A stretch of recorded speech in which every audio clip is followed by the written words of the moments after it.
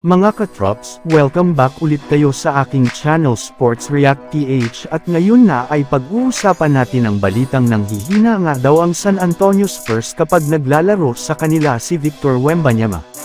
Pag-uusapan na rin nga natin ngayon dito sa ating panibagong video ang balitang nagkaroon na nga daw sana ng trade ang Los Angeles Lakers ngayon.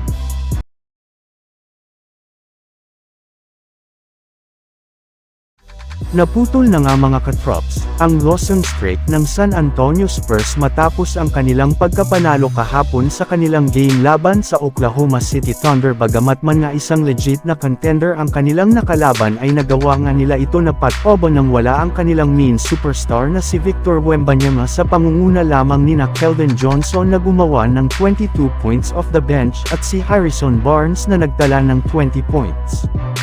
And since nga nanalo sila nang wala si Wemby ay pinag-uusapan na nga po ngayon sa social media ang sinasabi ng mga fans na mas malakas nga daw ang San Antonio Spurs nang wala ito sa kanilang lineup. Kita na rin naman nga sa kanilang naging laro na mas umiikot na ngayon ang bola sa lahat ng kanilang mga players kumpara ng mga nagdaan nilang laban kung saan tuwing hawak nga ni Wembanyama ang bola ay asahan na nga po ninyo nagagawa ito ng 3-pointer nang hindi man lang iniisip kung meron siyang teammate na libre at merong mas magandang tira. Kaya mas nagiging unpredictable nga po ang galaw ngayon ng Spurs nang wala ang kanilang batang player.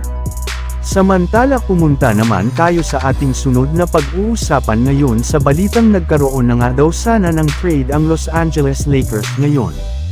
Nasolo na nga mga katrops, ng Los Angeles Lakers ang top 3 ngayon sa standings ng Western Conference sa kanilang record na 10 wins at 4 losses. At kung pagbabasehan nga natin ang kanilang kasalukuyang schedule ay malaki nga ang hansa na mas umangat pa sila dito.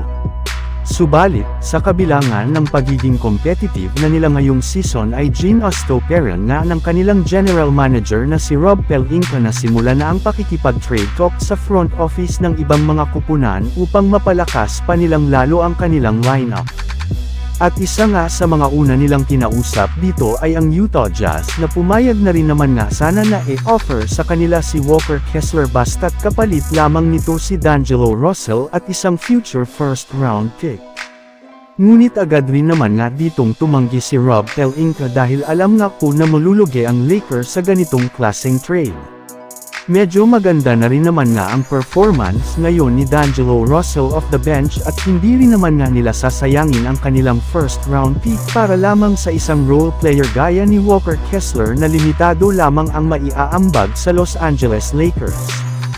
So yun lang nga mga katrops ang handog ko sa inyong storya ngayong araw. Sana nag-enjoy kayo. Please like and subscribe my YouTube channel Sports React PH para sa iba pang storya at update patungkol sa NBA. Kita-kits muli sa ating susunod na video.